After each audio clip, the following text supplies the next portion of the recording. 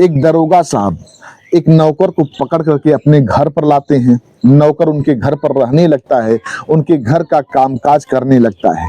धीरे धीरे कुछ दिन व्यतीत होता है। वह नौकर घर के लोगों से काफी हिल मिल चुका था। वह नौकर एक दिन दरोगा साहब की बेटी के साथ संबंध बनाने लगता है। फिर दूसरे दिन दरोगा साहब की पत्नी के साथ संबंध बनाने लगता है। एक दिन दरोगा साहब की पत्नी के साथ वह नौकर संबंध बना रहा था, दरोगा साहब देख लेते हैं। फिर इसके बाद जो हुआ कहानी में आप सबको विस्तार से बताएंगे। नमस्कार, प्रणाम। हम अजीत यादव शेरा भाई, हमारे इस चैनल में आप सबका बहुत बहुत स्वागत है। अगर आप लोग हमारे इस चैनल को सब्सक्राइब नहीं किए तो आप सबसे निवेदन है आप लोग हमारे इस चैनल को सब्सक्राइब करें, लाइक करें, कमेंट करें। कहानी अच्छी लगे तो इसको शेयर जरूर करना। बड़ी ही इंटरेस्टिंग कहानी है। इस कहानी को आप लोग पूरा सुनिएगा, हम उम्मीद करते हैं कि आप लोग पसंद करेंगे। एक व्यक्ति जिनका नाम बालचंद होता है।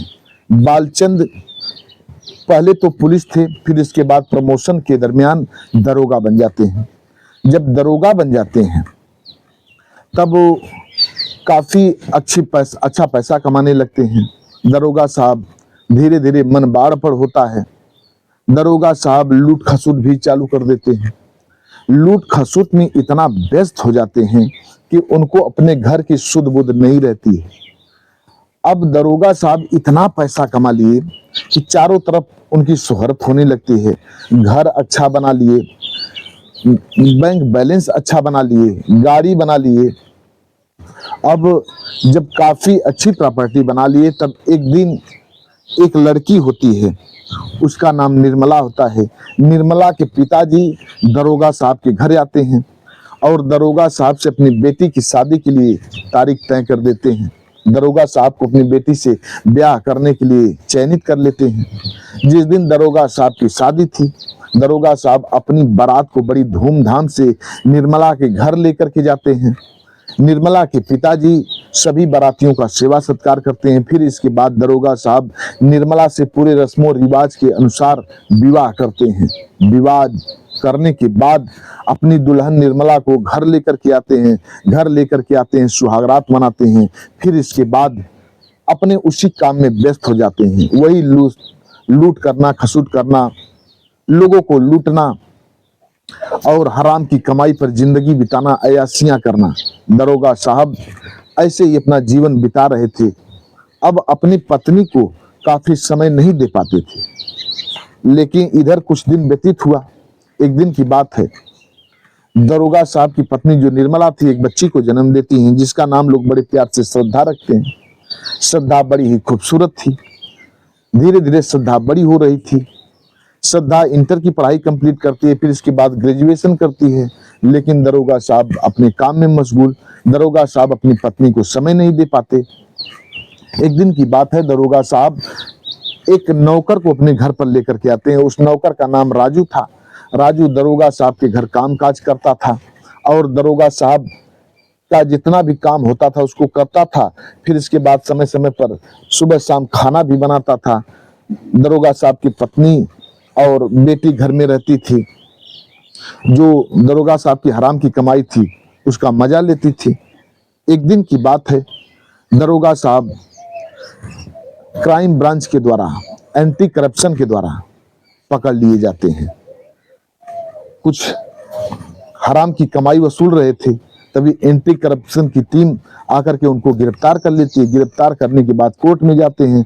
कोर्ट में जाने के बाद दरोगा साहब सस्पेंड कर दिए जाते हैं। जब दरोगा साहब सस्पेंड हो जाते हैं, इधर दरोगा साहब काफी लज्जा महसूस करते हैं। अब दरोगा साहब अपने घर से कुछ दूरी पर एक रूम लेकर के रहने लगते हैं। घर पर नहीं आते हैं कि अपनी पत्नी को कैसे मुंह दिखाऊं, बेटी को कैसे मुंह दिखाऊं। लेकिन एक दिन की बात है, दरोगा साहब की जो पत्नी थी काफी कामुक्त हो जाती हैं। कामुक्त हो जाने के बाद अपने ही नौकर के पास अर्थात राजू के पास चली जाती हैं और राजू को कुछ पैसे का लालच दे करके राजू के साथ संबंध बनाने लगती हैं। राजू भी अपनी मालकिन के साथ संबंध बनाने लगता है।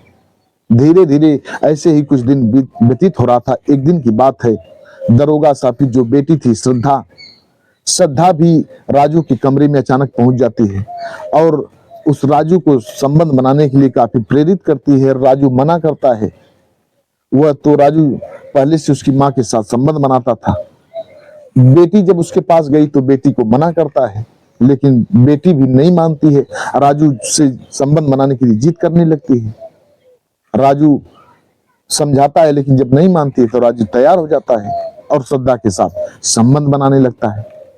अब माँ बेटी समय समय पर दोनों संबंध बनाने लगती हैं, लेकिन न माँ जानती थी न बेटी जानती थी कि राजू एक दूसरे के साथ संबंध बनाता है। एक दिन राजू श्रद्धा के साथ संबंध बना रहा था, तभी श्रद्धा की माँ जो निर्मला थी वो देख लेती हैं, उन्हें पता चल जाता है, लेकिन कुछ नहीं बोलती हैं। राजू को अपने पास बुलाती हैं। राजू को पास बुलाने के बाद राजू को बहुत समझाने की कोशिश करती हैं, कहती हैं कि बेटी के साथ संबंध मत बनाओ, नहीं तो मैं तुम्हें यहाँ से भगा दूंगी। जब इतनी बात राजू सुनता है, राजू भी तैश में आ जाता है, मौका का फायदा उठाने लगता है। कहता है कि मालकिन, अगर आप हमें यहाँ से भगाएंगी तो मैं आपकी बेटी को पसंद करता हूँ, आपकी बेटी को यहाँ से लेकर के भाग जाऊंगा। आपकी बेटी मुझसे शादी के लिए तैयार है, मैं आपकी बेटी को लेकर के यहाँ से चला जाऊंगा। जब इतनी बात वो दरोगा साहब की पत्नी निर्मला सुनती है, कहती है ठीक है, तुम यहीं रहो, मत जाओ कहीं, तुम समय समय पर मेरे साथ भी संबंध बनाना और श्रद्धा के साथ भी संबंध बनाना। एक दिन की बात है, निर्मला के साथ राजू संबंध बना रहा था। अचानक जो बालचंद जी थे दरोगा साहब, घूमते हुए अपने घर चले आते हैं। सोचते हैं कि चलूं घर, कब तक यहाँ किराए के रूम में रहूंगा। दरोगा साहब जो वहीं घर में आते हैं, अपनी बीबी के कमरे में जाते हैं, अर्थात निर्मला के कमरे में जाते हैं। जब वही निर्मला के कमरे में जाते हैं, देखते हैं कि उनकी पत्नी राजू के साथ, उनके नौकर के साथ संबंध बना रही है। दरोगा साहब चौंक पड़ते हैं। दरोगा साहब समझ जाते हैं कि समय खराब हो चुका है हमारी पत्नी बदचलन हो चुकी है और हमारे नौकर के साथ संबंध बना रही है। दरोगा साहब के समझ में कुछ नहीं आता है। दरोगा साहब बहुत पछताते हैं और बहुत पछताते हुए कहते हैं कि बुरे काम का नतीजा बुरा ही होता है। मैंने जो गलत काम किया, हराम की कमाई से जो पाप इकट्ठा किया, आज उसी का फल हमें मिल रहा है। हमारी पत्नी नौकर के साथ संबंध बना रही है, मेरी नौकरी चली गई और पत्नी बदचलन हो गई। दरोगा साहब को कुछ समझ में नहीं आता है, काफी चिंतित होते हैं। दरोगा साहब अपने कमरे में जाते हैं और कमरे में जाने के बाद फांसी से झूल जाते हैं, अर्थात मौत को चुन लेते हैं। धीरे धीरे सवेरा होता है। जब सवेरा होता है, चारों तरफ हल्का मच जाता है कि दरोगा साहब फंदे से लटक करके आत्महत्या कर ली। गांव के लोग तो यही समझते हैं कि दरोगा साहब जब सस्पेंड हुए इसी कारण आत्महत्या कर ली, लेकिन इस बात को नहीं जानते थे कि दरोगा साहब की पत्नी जो थी वो अपने ही नौकर के साथ संबंध बना रही थी। दरोगा साहब देख लिए, काफी चिंतातुर होकर के आत्महत्या कर ली। लोग उठा करके उनकी अंत्येष्टि क्रिया करते हैं। फिर इसके बाद जो निर्मला थी, किसी तरह से लोगों के कहने पर पति की जो अंत्येष्टि क्रिया के बाद 13वीं संस्कार होता है, 13वीं संस्कार संपन्न कराती है। फिर इसके बाद राजू माँ बेटी दोनों के साथ संबंध बनाने लगता है और घर में रहने लगता है। धीरे धीरे कुछ दिन व्यतीत होता है। एक दिन की बात है, निर्मला देवी की भी मौत हो जाती है और उनके मौत के रहस्य को कोई जान नहीं पाया कि उनकी मौत हुई कैसे, किसी को कुछ पता नहीं चला। लेकिन कुछ लोग चर्चा कर रहे थे कि राजू जो था श्रद्धा से मिल करके निर्मला की हत्या कर दिया, लेकिन कोई आगे नहीं आया FIR दर्ज करने के लिए।